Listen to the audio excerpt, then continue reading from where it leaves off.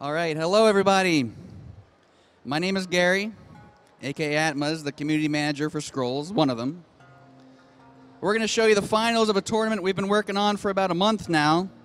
We showed the semifinals yesterday. It was 2 best of 3s. We're left with 2 players. If you can bring up the brackets real quick, please. All right, so we'll go into more about Scrolls if you've never heard of the game. We'll explain the basics, show you what it's all about. But for now, we're just going to talk about the players. We got 2 players. One's named Antirad. The other one is named, it's Nrp123, but we call him Nrp. He makes a lot of YouTube videos for Scrolls. Very good player. Really, these 2 players are arguably the 2 best players in Scrolls right now. And they proved it by making it through 2 qualifying tournaments that we didn't show here at Minecon. These were throughout the month of June. Each qualifying tournament produced us with 4 players each. So if you look, we got in the round of 8, which is 8 players, we had 4 from each qualifier. Yesterday we played the semifinals, like I said, and today we'll finish up with the finals, the grand finals. It'll be a best of 5, so the first person to win 3 games. Now, they're starting right now. We're waiting for the spectate delay, but the way we're going to do it today is a little different. So it's basically going to be first come, first serve, but I got these Minecraft stickers here. By the way, you'll have to excuse my voice. I started losing it this morning. But we've got these Minecraft stickers here. And right now, you may not know too much about these 2 players or know how they play, Antirad and Nrp. But I want one person to vote for each player. It can only be one. And whoever wins that match, you'll get a sticker. Make sense? Pretty easy. All you got to do is bet on the winner. So if you want to bet on Nrp, raise your hand. Okay, I'm going to go with this guy right in front here. Okay, so I need one person for Antirad. Okay, I saw you right away. So remind me, I may forget, it's going to be a long game. You've got Nrp, you've got Antirad. Okay, remind me, and don't lie. All right, we can bring up the game now.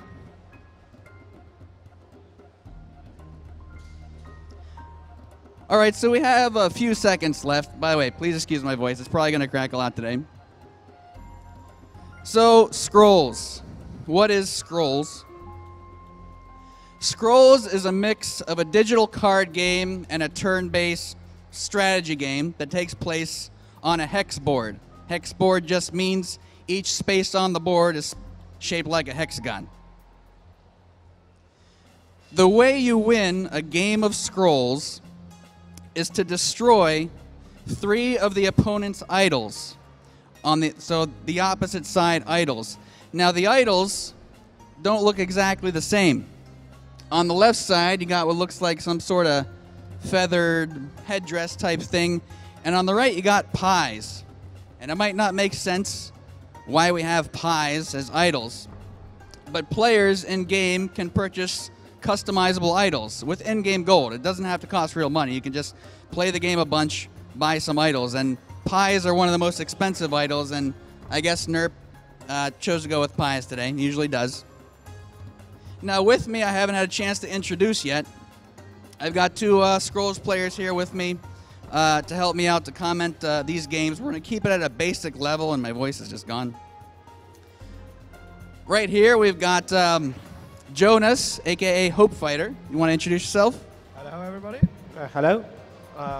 My name is hopefighter, or Jonas. And I've been working actively in the Scrolls community and on our fan website. Yep, he does a lot of work for Scrollger.com. It's one of the best fan sites for Scrolls. And next to him, we've got Matthew, a.k.a. Blinky. He also makes a lot of Scrolls YouTube videos, and he's been in the community for years. You want to introduce yourself, Matthew? Yeah, hello everyone. My name is Matthew, or Blinky. Involved in Scrolls for about 3 or 4 years since early alpha, and kindly invited here today to help out, so here I am. So of us 3, I would consider Blinky to be the expert analysis guy. He's the guy who's going to see the complicated plays first before either me and hopefighter. So that's what you can expect from him. Now, we've been talking all this time, and the first match is already going on. This is the real match. This is being played live by players not here, but remotely from their own countries. Antirad is from America. Where is I'm sorry, Nrp is from America. Antirad is Poland, I think. From Poland. Okay. So Scrolls players are from all over the world, and the best ones are from all over the world. We've got really good ones in Australia. I mean, I'm not going to name the countries. There's a lot of them. In this case, we're left with Antirad and Nrp, and there can be only one champion. So I haven't said yet what they're playing for.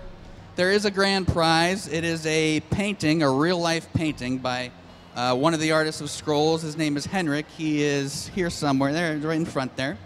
He drew a nice painting of an order scroll called Focus. If we see it, we'll try and bring it up today. Players may not play that particular scroll, but it's a nice painting. It's very big. They'll get that shipped to them. All these players, both of these players, have already won Minecraft capes, as well as a signed postcard of Scrolls art.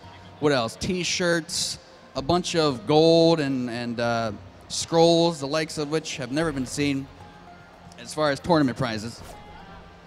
If you like what you see today, if you like what you already see, or if you want a free game, you can head over to the Scrolls booth, which is right behind you guys after this or whenever, and tell one of the guys there that you'd like a copy of Scrolls. You can give them your email, and we'll email you a game key of Scrolls. We're not doing anything else with your email. It's just to get you the keys, so don't worry about that. All right, so the game is going on and on. We're going to talk about the very basics as much as possible. So you can see that some of the units are flashing and some are not. Can you guys tell me what that means? Yes. Now, units that are flashing are about to attack at the end of the next turn. If they're flashing on your side, that means that your units will attack. If they're flashing on the enemy side, it means that at the end of the opponent's turn, they will attack. Right, so it means if they're going to attack or not. And there's another way you can tell if they're going to attack. That's just like the big blinking flash that tells you they're going to attack. But if you look at the middle number under each unit, that is their countdown. And you'll notice any unit that's flashing, well, it's not necessarily true, but if a unit has a countdown of 0, it's going to attack. The reason why the flashing ones on the left side have 1 is because it's the opponent's turn, so they don't attack until your own turn. So we should probably talk about the basics of a turn and what that means. Blinky, can you tell me what a turn consists of? Yeah, so I could hear a bit better. So at the start of your turn, you have an option to either sack for cards or resources. Resources are what you use to spend to play cards. At the moment, Antirad, for example, has 6 decay, which means you can spend up to 6 resources per turn.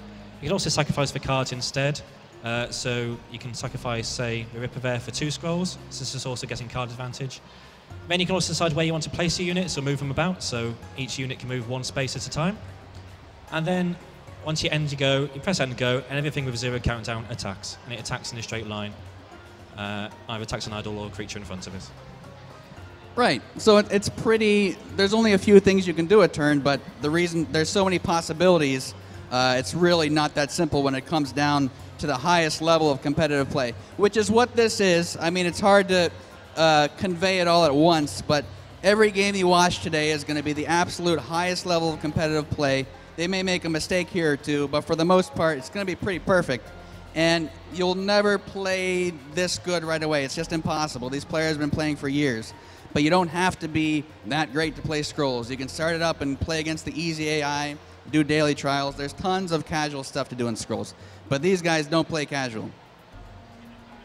So at the beginning of what Blinky was saying, he was talking about how much resources, we'll get into that, each player has. And he mentioned Decay.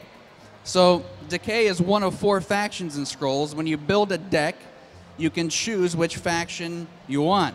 You can be Decay, as both of these players happen to be. And we may see a lot of Decay today. They've been favoring it. The other factions are Growth, Order, and Energy. Nah, it took me a second there. But, so Decay, each faction has its own theme. So Decay is the purple icon in the lower right, lower left. The story of Decay is pretty simple. They live in the swamps. There's lots of undead, lots of zombies.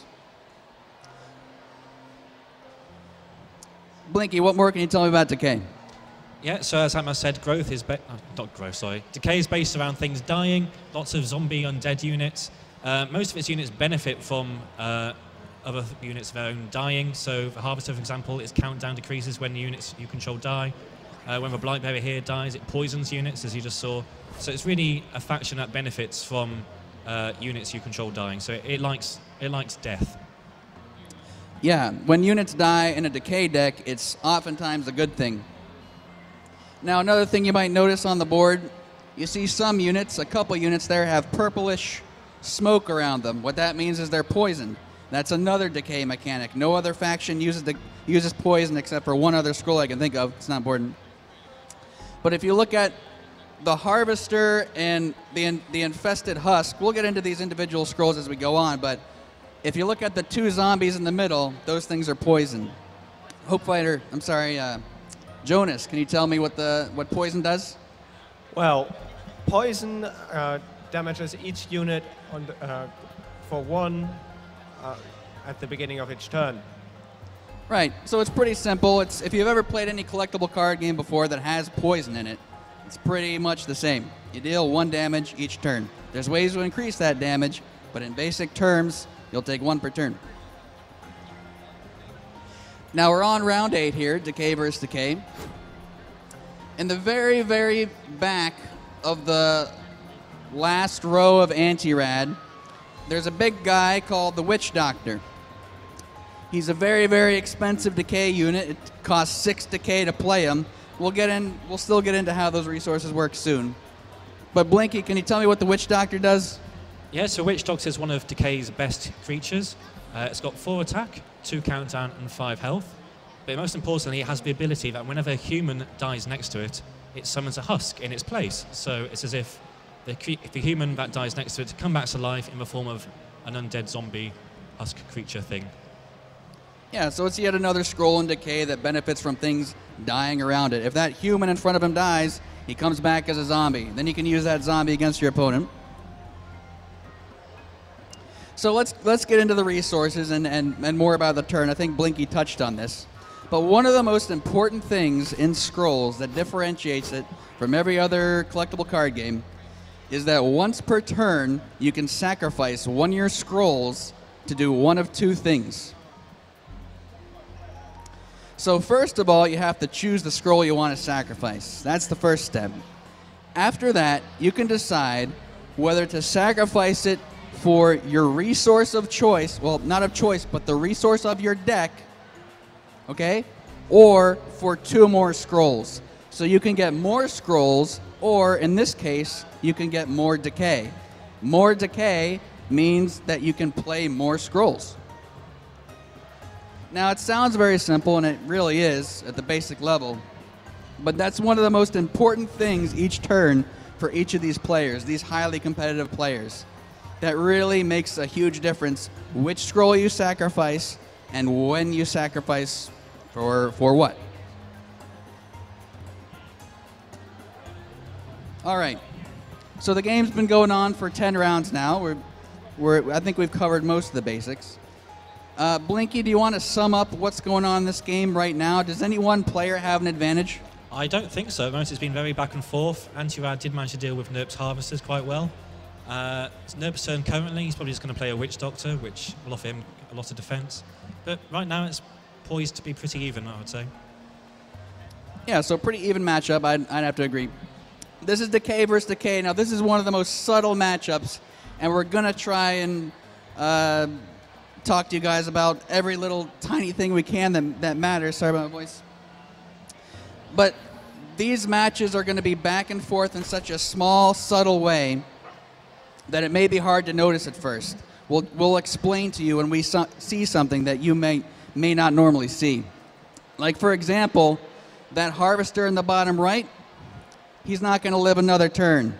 He's poisoned. He's got 1 health, which, by the way, is the right number. So you see the 3 numbers next to each unit. We've already talked about the bottom number. The bottom number is their countdown, how long it is until they attack.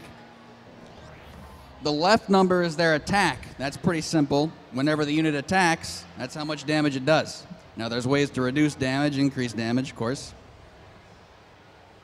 And yeah, like I just said, the number on the right, that's their health. When that goes to 0, the unit is destroyed. So there's two types of units in scrolls. You guys want to walk me through the two types of units in scrolls? Sure. Now, there are creatures and structures. Now, do we have any structures on the board right now? No, we don't. Right. So all we've got is units. What's special about creatures? What's special about creatures? Now, creatures are your main attack force. They can move around the field as one field per turn. Some of them have higher movement, so they can move, for example, 2 fields at a turn. And yeah, they are your primary attack force. Right. So units consist of creatures and structures. Creatures can move. Structures cannot. You'll see structures as the tournament goes on, as the game goes on, but right now it's all creatures. Most creatures move 1 space per turn, or can move 1 space per turn. Special ones can move 2 spaces, and there are spells to make you move 2 spaces as well. For the most part, structures do not attack.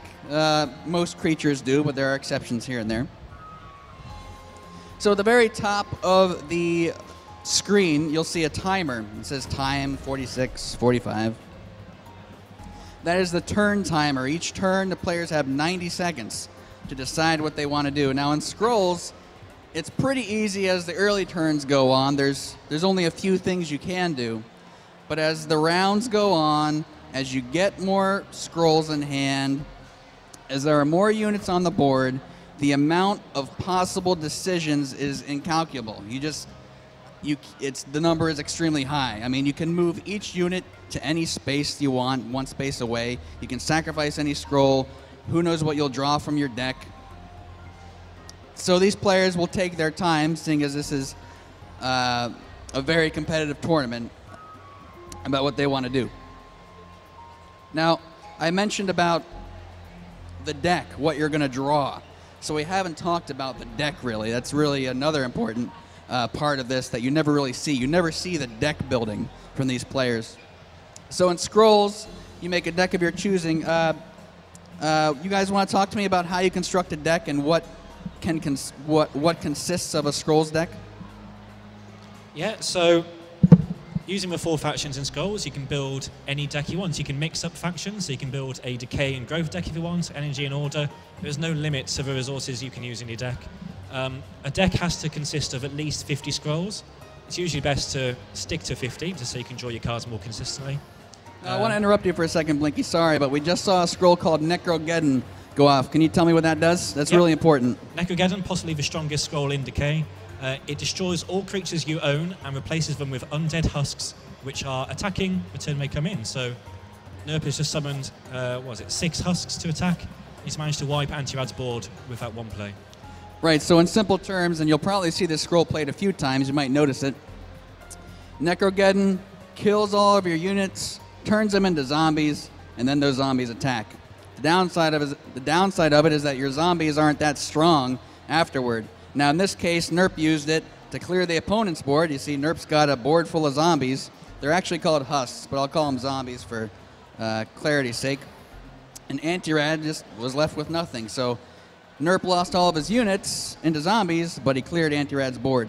And board control is super important for both of these players. If you control the board, and sorry my voice, when I refer to that, I mean that you have control of the game. You dictate what's going to happen because you have more guys than the other guy. All right, so I interrupted you, Blinky, about deck building, but Blinky said a Scrolls deck consists of at least 50 scrolls. You can have a maximum of 3 of each scroll that you choose in your deck. So, for example, if you choose husks, you can only have 3 husks in your deck. You can have 1, 2, or 3, but you can't have 4. Now, in Scrolls, you may wonder what happens. What happens when you draw all of the scrolls in your deck? Now, one thing that I haven't mentioned that's probably really important is each turn you draw 1 scroll. And like I said earlier, you can sacrifice 1 scroll to draw more scrolls. So really, you can draw 3 scrolls per turn. And you got to wonder, what happens when you draw all the scrolls in your deck? Once again, apologize for my voice. You guys want to tell me about the deck and what happens when you draw all the scrolls? Okay, so once you've drawn all the scrolls in your deck, your graveyard, which is where all the scrolls go when they die or you sack them all, gets reshuffled and it becomes your deck again. So you can't lose the game by running out of cards because it goes back into your graveyard, gets shuffled, and you start anew. Right, so at the bottom right and the bottom left, you'll see a set of numbers. Those numbers mean in order. So let's look at the bottom right. You've got 16 and 28. Looks intimidating, but what it really means is there are 16 scrolls left in your deck. It's actually called your library in scrolls. When that gets to 0, your entire deck shuffles of the scrolls that are not on board or in play.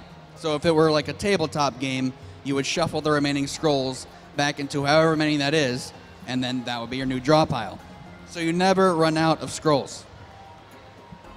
But at the highest level, these players are going to be keeping track of what scrolls have been played, how many of those scrolls, and what they think their opponent's running. These things don't matter in casual play. You never have to pay attention to it. Now, the other number that I didn't mention, the most bottom right number, is the discard pile, or the graveyard, as many other collectible card games call it. And that just is where all the dead scrolls go. So each time one of these zombies dies, well, actually, that's not true. Those are token creatures. I won't get into that. But each time one of these units dies, so for example, that harvester, he'll go in the discard pile. Now, token creatures are special. Those husks don't actually exist in the deck because they were created by the Necrogeddon spell, so they won't go in the discard pile. Can you show me a token creature, guys, where that's shown? Yeah, right there. It says token creature. He's not real. All right, we're on round 14 here. Nrp seems to have pretty good control of the board. Would you agree, Blinky? Yeah, I'd definitely agree with that. Antirad's definitely behind at this point. That Necrogeddon really sets him back. Although it looks like he's going to reply with a Necrogeddon of his own here. Play a Darkling, then Necrogeddon, wipe out quite a few of Nrp's creatures. All right, so once again, the way they got to win the game is to destroy the 3 idols, but if at one point a certain player recognizes that he may not be able to come back, knowing what his opponent is using and knowing what's in his deck, he may surrender.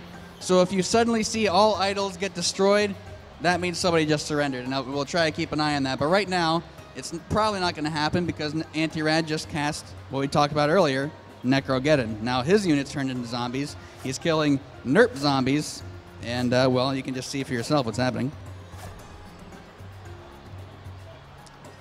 All right, we've got tons of scrolls in hand. Whose turn is this? This is Nrp's turn. You can tell whose turn it is, by the way, by whose person is bigger, whose avatar, as we call it, is bigger in the lower right. So you can see Nrp's avatar is way big right now. That means it's his turn. So avatars. They don't look exactly the same, do they? Nrp's looks a little different than Antirad's. So in Scrolls, you can purchase and customize your own avatars with in-game gold. You can just play the game a bunch, buy some new pieces. You can buy a head. I know it's kind of weird to buy a head. Sometimes they're helmets. You can buy bodies. Kind of like a Frankenstein. But there are special avatar pieces that only the best players have access to. And you can see on Antirad's side, which is the lower left, he has those purple feathers. Now to get those purple feathers, Antirad had to finish in the top 25 at the end of a Scrolls ladder season. So he was in the top 25 players in the world at that time. He usually is. Both these players are like always top 25, top 10 really. Other things you can get, and I don't really see any on these players, but there are also weekly avatar rewards. If you finish in the top 50, top 25, top 10, you'll earn special avatar parts that no one else can get. Another thing you can earn in Scrolls that is not Scrolls related is a Minecraft cape, but it's very, very hard to get. Both of these players have earned it. In order to earn it, you have to be the top of the ranked ladder 5 weeks in a row. All right. We've got a pretty full board again. I see a scroll called Watcher in Nrp's hand. Can you guys tell me about Watcher? Now, the Watcher is a structure, which we have already covered, cannot move. Now, the Watcher has a very interesting effect that when an adjacent non-Watcher is killed, it will deal damage to the opponent's idols. Right. So this is a structure, like we talked about earlier. I think it's already gone, but it is a structure, and it goes well with that spell we were talking about, Necrogeddon. Now, I mentioned the word spell. I don't think I've said that before today, but I talked about units. The other type of scroll, other than units, is a spell. Now, if you've played a collectible card game before, it's probably already familiar to you, but the most basic types of spells do a thing. You play the spell, something happens immediately. Very easy to understand, that concept.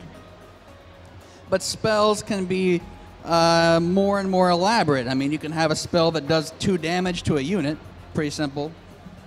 Or you can have Necrogeddon, which is a pretty complicated spell, and we've already touched on that.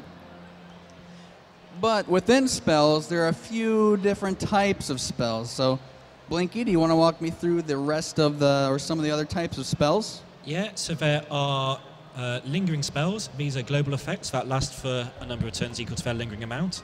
So, for example, there's a lingering spell which gives attack buffs. There's a lingering spell that gives extra health. There's also enchantments. Enchantments are permanent spells, if you like, that you can enchant on your opponent's creature or on your own, and they give off certain effects like increasing the attacker health, poisoning creatures, or things such as that. So like I said, thank you, Blinky. So like I said, my memory is really bad. Who was it that voted on Nrp? Is your hair red? Did you put your hoodie on? Okay. I thought you ran away because you hid your red hair from me. All right. And we've got Antirad back there still, right? Okay, my memory's pretty good. Once again, if those players win, they'll win some Minecraft stickers. All right, so Nrp's got a lot of units here. Now, Decay versus Decay, like we talked about, is a very subtle matchup. It's a mirror match, as we call it, which means it's almost the same type of deck versus the same type of deck. In this case, it is. Now, you don't have to construct a Decay deck like this. I don't even know how many scrolls for Decay. Do you guys know how many scrolls each faction has right now? I don't. It's a lot. It's a lot. 105, I think. Maybe? Yeah, maybe. I mean, you can look it up. But it's a lot of scrolls, and you can make a lot of different types of deck for each type of faction. So in this case, they're running similar decks because they've decided this type of deck is powerful. But you can also run another style of deck that focuses only on undead creatures, and your undead get more strong the more undead die, and you're summoning undead, and it's really very aggressive and in-your-face action. But these two decks are more passive. They're going to sit back. They're going to try and get control of the board until the ending of the game, I can already tell you, is probably going to be a Necrogeddon. That's what we call a finishing scroll. And if you play it along with a Watcher or many other combinations, it usually will end the game. And every turn, well, most every turn, these players are going to keep an eye out for what we call lethal. Lethal means they win the game. They destroy 3 idols. You never want to miss the lethal. All right, round 18. This is a relatively long game, so just to reiterate, this is the finals of the Minecon Open tournament. This is a best of 5, so the first person to win 3 games wins the entire thing. This has been going on for longer than a month, and these players, while they're not here right now, will watch this recording later. So when one of them wins, if you want to cheer, they'd really appreciate that. And it looks like Nrp is pretty close to winning. What would you say, Blinky? I would say Nrp's definitely far ahead at this point. Say again? I'd say Nrp's definitely winning at this point. He's so far ahead. He's got more creatures. Antirad's going to struggle to get through this, and Nrp still has Necrogeddon in hand, so he can get through a lot of damage in a single turn as well. So definitely far ahead. Nrp is far ahead at this point. We've talked about how it's been pretty close, and there's been slight advantages for each side. But now I'd say that it's pretty easy to say Nrp is far ahead. Now he's got that Necrogeddon in hand, He can play it this turn. He can also play a Soul Steal this turn. We haven't talked about that, but that destroys an enemy creature, summons one for yourself. He may just do it right now, clear the board, or win the game. Think he's going to do it, Blinky? I don't, no, not yet. Not going to do it this turn. So you never want to do it until you're sure you're going to come out with the absolute advantage. But he's holding it in his hand because he knows soon he's going to need it. All right, so I skipped through that Soul Steal scroll, and there's a few others. I'm trying to cover as many as possible. There's a lot of scrolls in each deck. Let's look at Brain Lice down there, guys. Can we click on that and talk about... so there's an enchantment spell. We talked about enchantments, right? Yes. So what does this do? Now, this targets a unit or a creature in particular, and the effect will be permanent. Unlike spell, which have a one-time effect, an enchantment effect will be permanent. There are scrolls that remove an enchantment, but not very many. Now, Brain Lice will poison the enchanted creature. And when when the enchanted creature is destroyed, the person who played Brain Lice will draw a card or a scroll.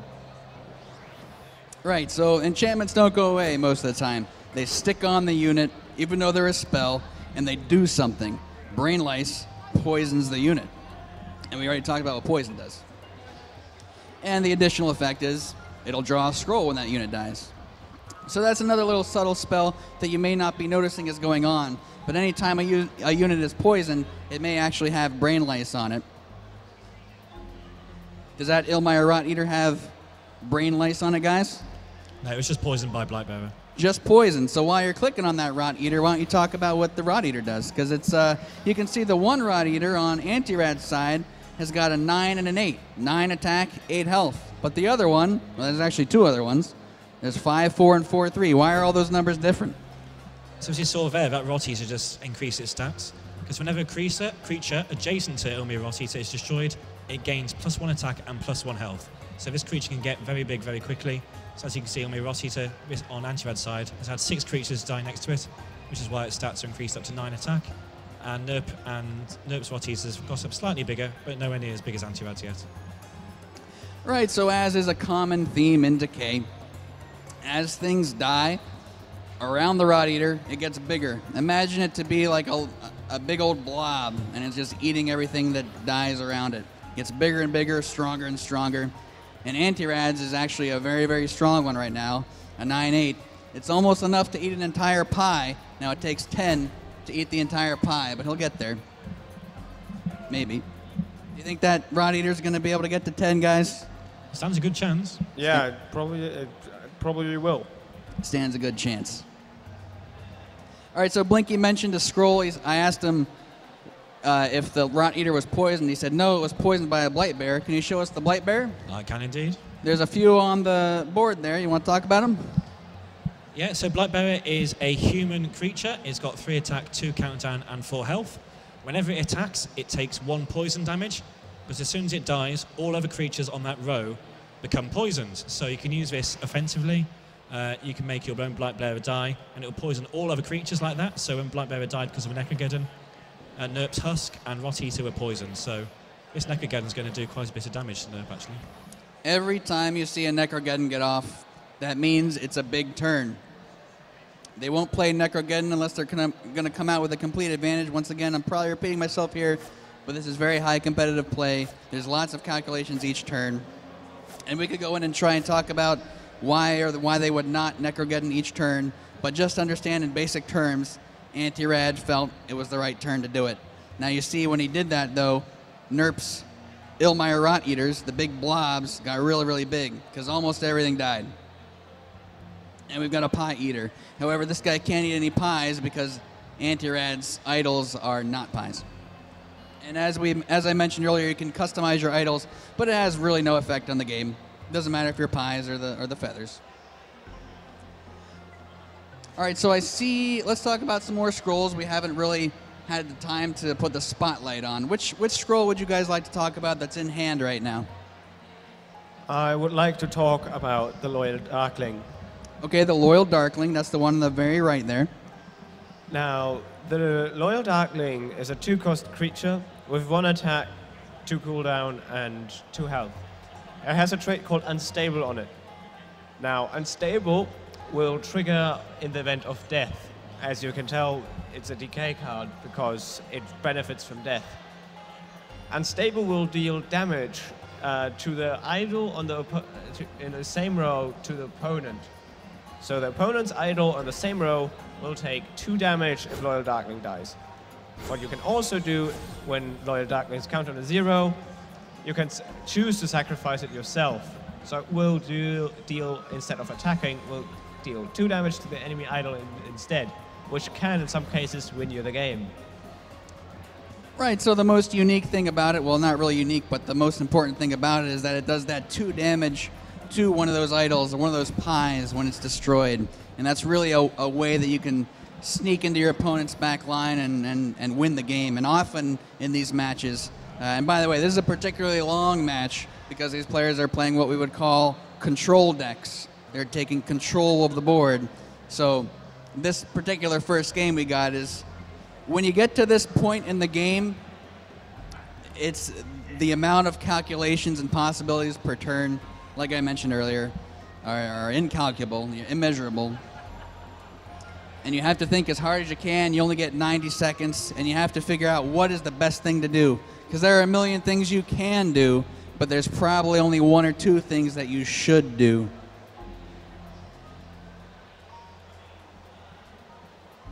Oh, what's this? Give that to who? Jesse. Oh, so we got a cat here for Jesse. Somebody drew you a nice little... I think that's a... I don't play a lot of Pokemon, but can you tell me what this is?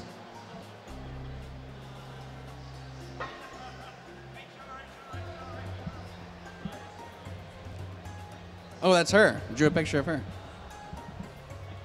Thank you. Jesse's running production back there.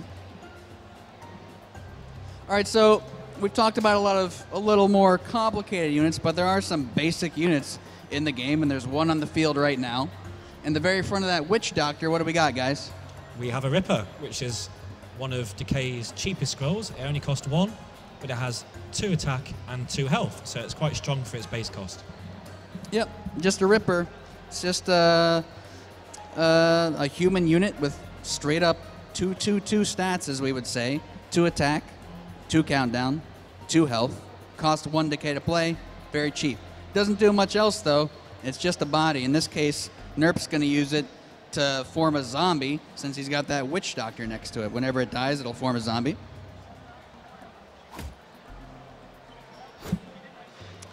Now there are lots of different spells, lots of different enchantments in each deck. Another semi-simple unit. I actually think Spectate's bugged out here. Do we got a little bug going on? I think it's a little bit bugged out, yeah. Okay, so it looks like we may have a bug. So, are you sure? Pretty sure. All right, well, this is unfortunate. It happens very rarely, but of course it's going to happen now. That means what's happening right now may actually not be the truth. So what we can do is go back and watch the replay once the game is finished and finish out the rest of the turns. But we have to wait for the players to finish the game. So here's what we're going to do. We're still going to hand out the stickers. We'll still figure out the winner. Don't worry about that. Okay. But what we're going to do is we're going to show off some other features of Scrolls. Yeah, the game isn't done yet. Okay. By the way, replays, every single Scrolls game that's played is saved on the servers for 9 days. So if there's a particular game you want to watch, all these games today will be saved. You can actually watch them for the next 9 days. Your own games, everyone else's games. I've got the replay here if you want to Okay. rewatch it. Yeah, let's go to round, I think we stopped at round, was it 18? 18, Yes. I'll see if I get it to work. So it's already done. So we'll fast forward to round 18. You can just hold the right arrow key. And you can see it's saved all this time. It's been saving every single action that occurred. So in your own play, if you think you made a mistake, you can watch the replay and say, should I have done this here? Was this the best thing to do? That's a way to improve your play, to get better as a player, depending on how good you want to get. You don't have to be as good as these guys. Most people are not as good as these guys. Like 99% of the Scrolls population are not as good as these guys. So we're going to go back to round 18. The turns are going to be a little faster here because we don't have to wait for the players to make their decisions. The decisions have already been made. So once again, I remember we've got an Antirad better and a Nrp better there. I still remember. We'll give you some Minecraft stickers depending on who wins. I'm actually not sure who's going to win. Who do you think wins, Blinky? I beg your pardon? Who do you think wins? I have no idea, to be honest. No idea. All right, is this about where we stop? It's around there. I'm just trying to find out where, because I believed it kind of bugged out a few turns before that as well. So. Okay. So Blinky's finding the exact spot. Now we saw when we watched the replay, spoiler alert, that it ends on round 24. Sorry to spoil that for you, but we know we have only 4 more rounds until the game ends. I don't know who wins. All right, so let's talk about each turn here, these last final turns. What we normally do when we commentate a Scrolls game is we talk about every single thing that happens. So let's have a couple turns of that if you guys don't mind. Yeah, so it's now Antirad's turn. He has the option of playing Necrogeddon, Langrid, or Witch Doctor. He sags for Witch Doctor for Scrolls. This game's getting a lot quicker than it normally would, so this is going to be hard to keep up. But he moves everything to the centre, ready to threaten Nrp's creatures. Places down a Pack Husk and a Witch Doctor, which is probably going to be played just about here, behind the Witch Doctor, or maybe here. And he's going to go for a Necrogeddon. This will be used to wipe out most of Nrp's creatures. I think we saw this play, actually, before the game bugged out. So a Blightbearer died there, poisoning the Rotheater and the Husk. All of his creatures are now attacking, so a lot of Nrp's creatures are going to be dying. And Antirad's right back in this game, whereas before it was looking like he was struggling. All right, there's round 21. 3 more rounds left to go. These Rotheaters are now going to get absolutely huge, so Nrp's able to take out an idol if he so wishes. Which looks like he's going to. This is about where I think the game bugged out, because he didn't play a Lord Darkling that turn, but we'll have to see. So now we're back on track. Now, while we're watching this, the other games are already beginning. They've already begun their other games, but we'll jump into those in progress and see what's going on there. Sorry to interrupt you. That's all right. So we just saw the first idol of the game be destroyed. Now, it's normally not round 22 until this happens, but you saw on Antirad's side, he lost one of his idols. Remember, all 3 of those go, and he loses the game.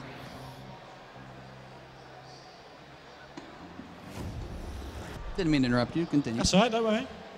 Feel free to interrupt any time. I'm used to it. So Antirad's just doing his best here to block his idols from Nrp, because he knows if Nrp has a Necrogeddon, he stands a good chance of winning.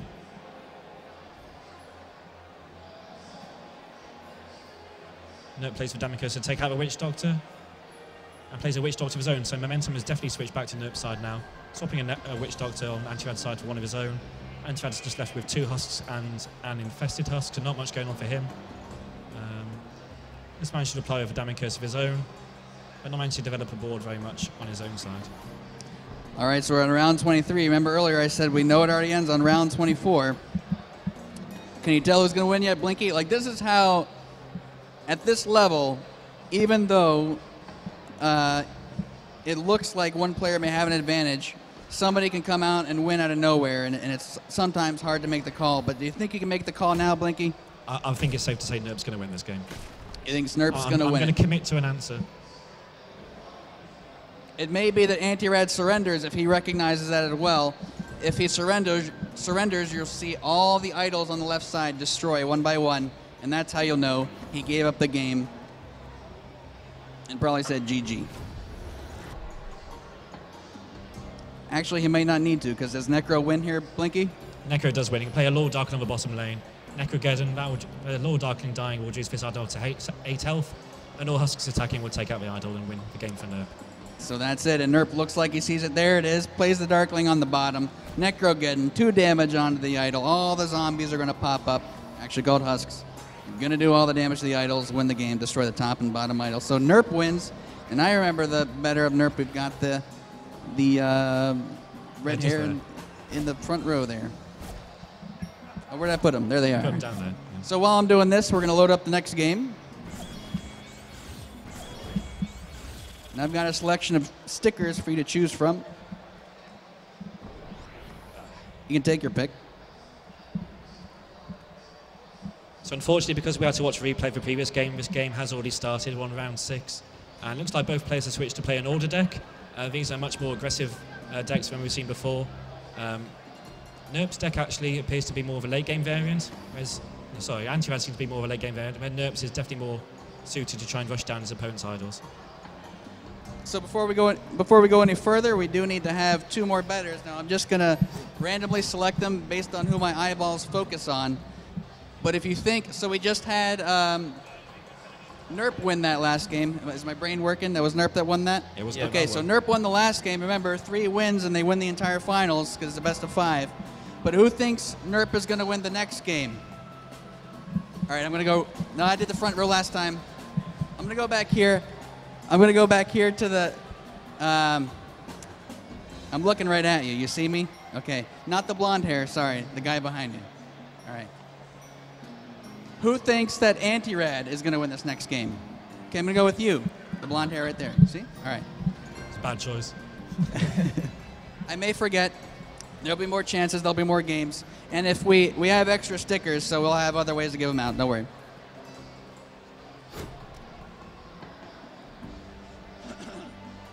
So this game, last game we saw, both players were playing Decay. Looks a little different this time. Now, this time we are both players are playing Order, which is a resource we haven't seen in the tournament so far, or rather, we haven't seen it in the semifinals. So in Nrp1's hand, Mons was just telling me, the lead developer, okay, can you guys go in on that focus? Click the focus scroll. Okay, this is the painting that the winners of these finals receives. That scroll, painted again by the artist Henrik, who's here in the audience, that's what they win. So we just wanted to show that off to you real quick. Now, have we talked about why the units are looking different right now? Why we got different creatures? Well, Order has a different theme to it. Right, so both of these players are playing Order. Last time they chose Decay, now they're playing Order decks. Can you talk to me about the Order faction and what it's like? Now, Order is this huge empire. They're very organized, hence the name, and they're very military, and all their units are very very heavily armored, and they profit very well from proper positioning of the units. Yeah, so the Order, like we said, the undead, or the Decay have a lot of undead. They live in the swamps. They're really nasty. A lot of zombies. The Order, on the other hand, is all the humans in the world that live in the Empire, as we call it. This is all story or lore, as we call it, that really has no impact on the game, but it's the flavor of each faction. You'll notice if we see some of the others, there's very different flavors to each faction. Order is very military-centered, like Jonas was telling us. And it looks like it, right? Each unit looks like they're in some sort of military. They've got armor on, swords, all that kind of stuff. Let's focus on one of these units, because just like last game when we had tons of units to go through, now we have an entire new deck of units to go through. So we're going to try and cover as we can. Now, there's some important units on the field out right now called skirmishers. Now, there's 2 types of skirmishers. You guys want to talk to me about what skirmishers do? Now, skirmishers have usually 2 blades. As you can see, we have a royal skirmisher and a ducal skirmisher. All the skirmishers are relentless, so which means that the remaining damage that is overflowing the health pool of the target will continue onto the next target. So if you play Magic the Gathering, it's essentially trample. Well put. Yeah. But yes, a lot of political card games have some sort of trait where the unit continues attacking. Normally in Scrolls, when the unit attacks, it's going to stop at the first thing it hits. If it destroys the unit, sure, fine, it still goes back. If it doesn't, it still goes back. Relentless is special in the way that after it destroys the unit, if it destroys the unit, if it has leftover attack damage, it'll move on and attack the unit behind it. So if that 4 damage skirmisher attacks a 4 health or a 3 health unit, it will move on to the next creature or unit and do 1 damage. However, those gallant defenders, as they're called on Antirad's side, you guys, can you click on one of the gallant defenders, please? Thank you. Gallant defenders, there's a bunch of text there, but at the end there you can see armor 2. Now what does armor 2 mean? Well, it makes sense. It's what you think it would do. So if something were to do 2 damage to it, it would actually do 0 damage because there's 2 armor, so it protects 2 damage. If you had armor 4, it would protect from 4 damage. Now these gallant defenders have conditional armor. Can you talk to me about how these units work specifically? Yeah, so Gallant Defender only has armor 2 as long as the player controlling it has fewer creatures than his opponent. So Antirad currently only has 1 creature compared to Nrp's 5, so the Gallant Defender will have armor 2 until Nrp has either 0 creatures or Antirad has 6. All right, so, what's going on right here? Is this a win? That's a win right there. So it happens that fast. These types of matchups can be really, really quick like that. It's not like Decay versus Decay. Order versus Order goes that fast. Now my memory is going to be tested here because I actually missed who won that. Who won that? Nrp won that one. Nrp won that 2 in a row now? 2 in a row. Okay, so Nrp wins 1 more game. He takes the entire finals. We could just have 1 more. Was it you? Who was? I need to find the other guy to make sure. Who was Antirad? You were Antirad. Okay, so it was you. Now I feel bad because I think 2 people think they won here because my eyeballs are crooked. So I'm going to give you both a sticker because you both wanted to vote there anyway, and we got some extra. So I'm gonna let you pick first. Whoops. Go ahead and look through here. You can take them all right now. Look through, pick one of them. Some are the same. Can you ask him this? Is there any maximum hand size? There's no maximum hand size. Thank you for the question. There's no maximum hand size, but there is a minimum hand size. Has to be 50, no less than 50. Oh, hand, sorry. Yeah, that's deck size I was talking about. Hand size. So that's a little different. Can you guys hear me up there? Yep, I can hear you. Okay. Can you tell me how hand size works? Yeah, so you can actually have as many cards in your hand as you like. However, you are unable to sacrifice for scrolls after you have 6 scrolls in your hand, I believe it is. So once you have 6 scrolls in your hand, you can no longer sacrifice for scrolls. However, there is no actual limit to the number of scrolls you can have in your hand. So you can have your entire deck in your hand if you're that greedy and are that patient. But yeah, there is a slight, subtle limit on what you can have in your hand. Right. So eventually the game, like I said earlier, you can sacrifice once per turn up until you have a certain hand size. Then you can no longer sacrifice. For scrolls. You can sacrifice for resources, not for scrolls. That's one of the things that really doesn't matter until you get, you're really into the game. For a casual play, that never comes into play. All right, so we're on game 3. Nrp is up 2-0. If Nrp wins this, since this is a best of 5, it's over. He's the Minecon Open champion. Antirad has to win 3 games in a row, and it looks like they've chosen the same decks. What decks does it look like they're using, guys? No, we're both swapped decks again. Antirad's now playing a more aggressive version of Order, similar to the version of Order that Nrp played last game. And Nrp's changed decks again. He's now playing an energy deck, more specifically automatons. It's based around having lots of automatons like machine creatures on the board, lots of powerful structures, and lots of powerful removal as well. Okay, so yeah, we see our 3rd faction. We've seen Decay. We've seen Order. And when you play a Scrolls game, you don't have to play against the same faction. It just so happened that it was Decay versus Decay and Order versus Order. You can have different factions and matchups. And right now, we have Order versus Energy. Now, we haven't seen Energy at all. Energy is a faction that, story-wise, they found ancient machines, ancient structures. They live in the desert. A lot of ranged units. And like Blinky said, this particular deck probably focuses on what are called automatons. Automatons are like the one you see on Nrp's side down there. It's the. Can you guys click on that? Click on that automaton, please. On this one? Yeah, there you go. Yeah. the gun automaton. So it's just a basic, this one is a basic unit, right? It's just 2 damage, 3 health, but it's got that ranged attack. Now, ranged attack matters in certain situations. We'll see if it matters in this matchup or not. Should it matter in this matchup, Blinky?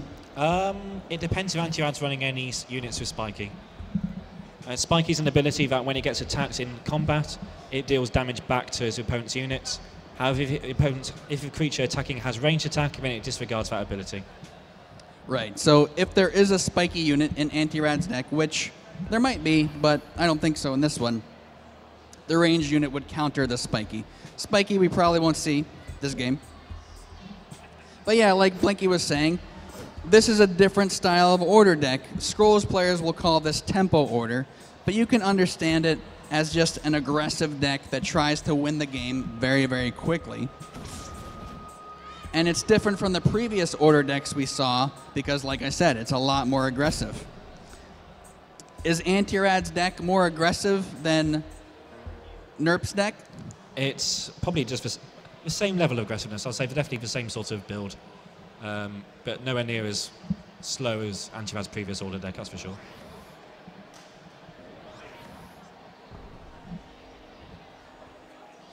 So we've got the painting up here to show that Jess can put up for us real quick. We'll jump back to the game.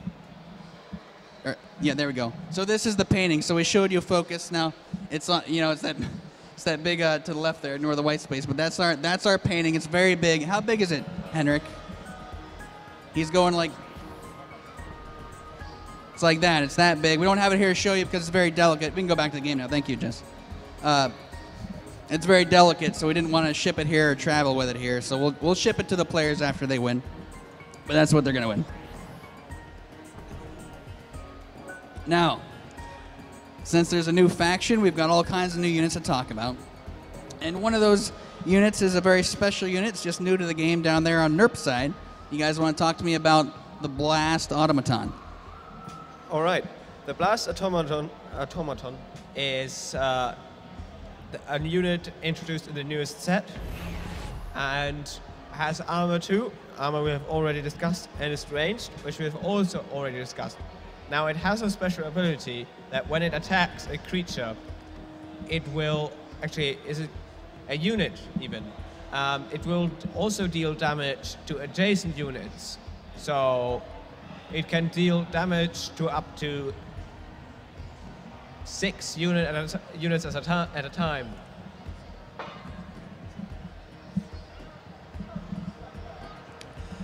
Right, so Armor 2, it's got that special ability which actually exists in another scroll called Blast Strike. That's kind of why it's called Blast Automaton. We probably won't see Blast Strike. Now before I forget, we do need to pick 2 people to bet on these players. So Nrp is up 2-0. He's won the previous 2 games. He may be more likely to win this game. You can decide. Who, if the player you bet on wins, you'll win a Minecraft sticker. I can only pick one person, so I'm going to rely on my just random eye looking. Who wants to vote for Nrp? Okay, I saw the Minecraft sword right away. Good strategy, sir, using that Minecraft sword, the diamond sword. So you get Nrp. It's in my mind. Now we need Antirad. Okay, I don't know why, it went right to you. The green sweater there. Okay. Oh, Acid. Oh, with Acid. Okay. Gotcha. All right. So what are we looking at, guys? How's this game looking? So Nrp's just managed to wipe out 3 of Antirad's creatures with a combination of Thunder Surge, which deals 2 damage to all adjacent creatures, and the Blast Automaton coming in to take out all that remained. Antirad just looks like he's doing his best to take down Nrp's idols as quickly as possible, hence why he's going for idol damage here rather than putting damage on the Excogitator. He's also got 2 very strong units in Machugal Skirmisher and Wings Captain. Wings Captain is one of the rare units that is able to move more than one space, so it can have move 2 when it's attacking. It also gives adjacent soldiers move 2, so basically wherever Nrp places a creature, he's not going to be too safe. So there's lots of new stuff to cover here, but at the very beginning I did mention that most units only can move 1 square on the board or hexagon on the board. But that Wings Captain changes that. It changes that rule. Whenever the Wings Captain's ready to attack, it and all soldiers around it can move 2 spaces. If you have 2 wings captains out, then you can move 3 spaces. Now there's a very important unit and very powerful unit on the board right now on the automaton side, the energy side, Nrp's side. And it's at the very front of the very first tile, and it's called the excogitator. There's a very important scroll, a very important unit in an energy deck. Can you guys tell me about the excogitator? Now, the excogitator is a structure as well, and it has the unique trait on it, which means while you can have multiple unique scrolls in your deck, when you play another unique scroll of the same type, the old one will get destroyed. Now, the excogitator is unique because it is a very powerful scroll. Because instead of attacking, it will summon a scout automaton. And we can see one of those scout automatons right now on the field. Can you click on that? There we go. Yeah. So that's a scout automaton that came out of that excogitator. You can see that token creature written on there. We talked about that earlier. So the scout automatons are going to increase the attack of all other automatons. You can see that blast automaton now has 3 attack instead of 2. It's because of the scout automaton. And you can imagine as the game goes on and more scout automatons come onto the field, the automatons get pretty ridiculous. And yeah, like Jonas mentioned for us, that unique trait on the excogitator. There's only a few units in the game that have that unique trait, and it's because they're so strong. And like he said, you can only have one of those unique units on the board. If you try and play another one, the previous one disappears. So you usually don't want to do that. Now this is Game 3 of the Minecon Open Finals of the best of 5. If Nrp wins this, it's over. But how's the game looking right now, guys? Antirad has just managed to take out the first of Nrp's idols. It's also weakened one down to 1 health. So Nrp's got a lot of work to do. He's going to be able to come back in this game. Antirad's definitely being a more aggressive player here. So we kind of got introduced. The very first game was very long and very intense mathematically. But what we're seeing here is a lot more aggressive style decks being used after that. And yeah, like Blinky mentioned, Nrp's already lost 1 idol to those order units. And Antirad's deck, is he still running the aggressive order deck, guys? Yep. Yeah, so he's still trying to win very, very quickly. If he doesn't win soon, he's probably not going to win. That's how these matchups work. Both players understand that. They understand the strengths and weaknesses of their deck. But Antirad, historically, as a Scrolls player, is probably one of the best order players in the world, and that's not, I mean, I think a lot of players would agree. It's very easy to say that Antirad is very, very good at order. And he's very fun to watch when he plays it, and I wish we could go into every little small decision he's making here. But you can see that he's going right for the idol, right for the pies. He's getting him right in the pies. He could have killed the blast automaton, but he elected to go for the pies. Now, he has 2 pies at 1 health and the other at 0. Why is that significant, Blinky? That's because Order has a scroll called Decimation, which can deal direct damage to his opponent's idols. Antirad's probably going to have 3 in his deck. He's got 1 in his hand, so if he draws 1 more Decimation, he's going to be able to win this game. Decimation also deals 1 damage to opponent's units on the row. So if he plays Decimation on this row, it will do 1 damage to the Blast Automaton, 1 damage to the Scout Automaton, and destroy one of Nrp's idols. So Antirad knows, and probably Nrp knows by now, that as Blinky was saying, Antirad is running a scroll called Decimation. You play Decimate, there it is, it's right there, the first scroll in Antirad's hand.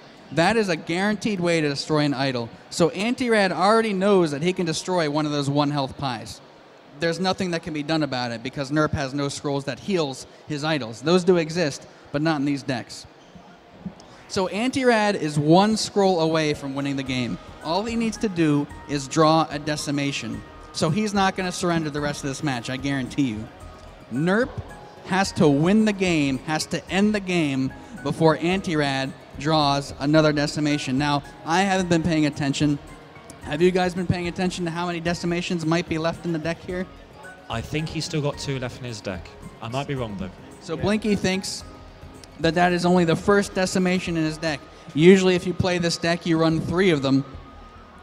And as we talked about earlier, in the lower left are the amount of scrolls remaining in Antirad's library. So there's 19. If there are 2 decimations left in his deck, that means every time he draws a scroll, there is a 2 out of 19 chance that he wins the game. You don't have to do that math. What's it looking like now for Nrp? Do you think he's going to be able to win before he draws? Nrp is also very close to winning. He's going to be able to take out an idol here, because the Scout Automaton summoned by Excogitator will buff the Ekimaton even more. So it's going to be on 10 attack, which is enough to take out this idol. He's also going to have these 2 Scout Automatons on 3 attack, which will reduce this idol down to 4. And he's also got next turn a Cannon Automaton on 8 attack and a Blast Automaton on 5 attack ready to attack next turn. So which this will is be enough damage to take out these idols. Yep, this is actually really intense right now. Okay, he didn't draw the decimation this time, so the game's going to go on. By the way, he also only is at 5 resources, so he can only play 1 decimation per turn. So if he drew that decimation, he couldn't have played it. We may see him play it this turn. But yeah, like Blinky's saying, just as Antirad is 1 scroll away from winning the game, Nrp is about to win the game just from his units attacking. There's the first decimation. So like I said, he played it because he... Oh, he surrendered. He surrendered. He surrendered? That's a surprise. We can ask Antirad why he surrendered. It's likely, I would guess, that he didn't have any more decimations in his deck, or he didn't have any way to block the other idols, probably. He had 2 ways. He could play for Roasted Bean Potion, which give it move 2. He could have moved out to the middle idol and survive that way. He could have played Flip and move one of Nrp's creatures to any space on the board, which would also have made him survive. So Blinky thinks there was a couple ways Antirad could have survived there. Antirad just lost the game. That's it, 0-3, right? 0-3. Yes. So Nrp took the entire tournament. Nrp is the Minecon Open champion. That just happened. Yeah, give him a round of applause.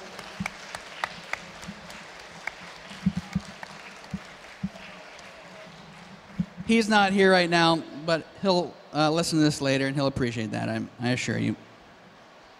So that was really fast. That's a 0-3. That can happen sometimes if a player sweeps a match of a series like that. Now I've got some stickers left. So first I need to remember who voted for Nrp. It was Sword Guy. Okay. So Sword Guy gets first pick. So we got to figure out a way to give out the rest of these. What's that? I've been voting for Nrp from the start. He said he's been voting for Nrp from the start. Well, I think that means you deserve a sticker, sir. Yep, choose whichever one you want. You want that or you want the pack? You want the pack, okay. All right, we've got one more. I think a good way to settle this is to give it to that nice arm that went up in the air there. Congratulations, sir. There you go. It's the only one left. Sorry, you can't choose. All right, guys, so I want to thank you very, very much for coming and watching. Now, like I said earlier, the Scrolls booth is right there. If you want a free copy of this game, it doesn't cost you anything. You're at Minecon. We'll give you a free copy of the game. You walk over there, you'll give the nice gentleman there your email address, and we will give you a game key in the mail. We won't use your email address for anything else, just to get you the game key. Thank you guys very, very much for watching. Thank you to Blinky for helping me out, Matthew, and also Jonas, who seems to have disappeared, hopefighter, everyone else who's made this possible. Also the players for being really patient with us over the past few days, showing up on time. We had no problems. It was really great. And yeah, most of all, thanks to you guys for watching. And have a good rest of Minecon.